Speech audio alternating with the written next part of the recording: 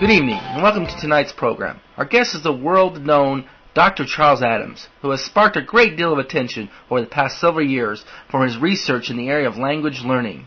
His new book, Learning a Language Over Eggs and Toast, has been on the bestseller list for the past 6 weeks. Welcome to our program. Hi, it's a pleasure to be here.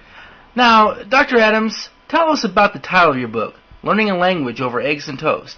Well, one of the most important keys to learning another language is to establish a regular study program, like planning a few minutes every morning around breakfast time.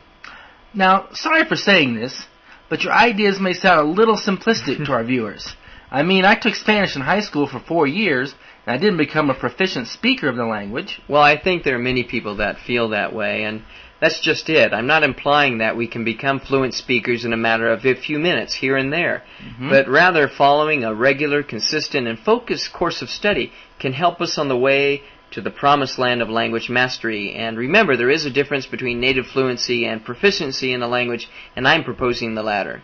So what are some of the basic keys you are suggesting in your book?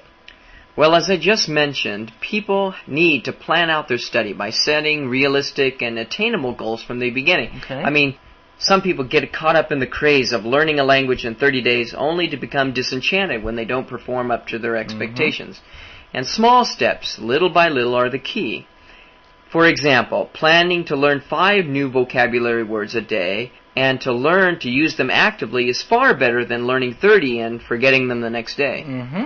Now, you mentioned something about maximizing your learning potential by learning about your own individual learning styles. Can you elaborate on that? Sure. People often have different ways of learning and approach learning tasks differently. Some people are visual learners who prefer to see models of the patterns they are expected to learn. Others are auditory learners who favor hearing instructions, for example, over reading them.